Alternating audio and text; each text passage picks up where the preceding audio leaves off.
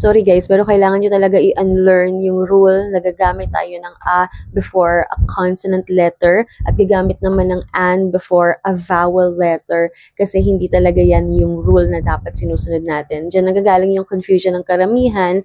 It's never about the letter that follows. Hindi ka titingin sa letter or sa spelling ng kasunod na word. Tandaan nyo na pagdating sa a or an sound rule, ibig sabihin, it's always about the sound that follows. So, magbe-base tayo sa kasunod na sound. Use a before a consonant sound and use an before a vowel sound. We say a book, consonant sound, b, but we say an apple, vowel sound. We say a horse, but we say an honor.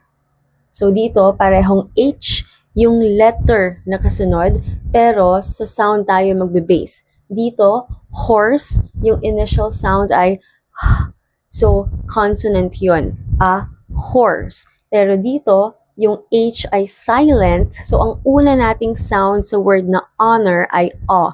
So that means vowel sound siya, kaya an yung ginamit natin. Same as a hospital, but you say an air. So again, same letters yung sumusunod, pero magbabase tayo sa sound. Dito, ang sound natin ay hospital, kaya a. Dito naman, silent ulit yung H, yung una nating sound. An air. Examples pa tayo. A university, but an umbrella. So dito naman, parehong letter U yung kasunod, pero magkaiba sila ng sound. Dito, university. So ang unang sound na maririnig natin ay yi. Consonant yun, represented by Y kapag tinranscribe natin. So yi, consonant sound, kaya a, university. Pero dito, yung umbrella, yung una nating sound, which is a vowel sound, so an. A unicorn. Yi pa rin yung consonant sound natin dito, kaya a, pero an urgent matter. So yung urgent, U pa rin yung kasunod, pero again, vowel sound yung naririnig natin.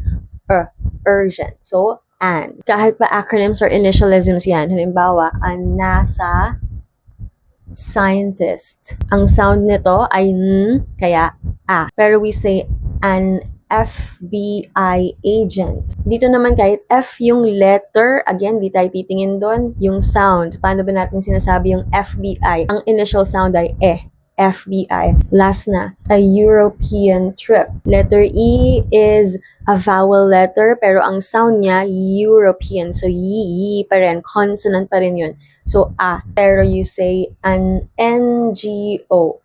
Kasi kahit N ito, consonant letter, again, ang vowel sound na maririnig natin ay N. Pa rin yung sumunod na sound. So, for the nth time, kapag a or an, sa sound kayo magdedepende at hindi doon sa letter na kasunod.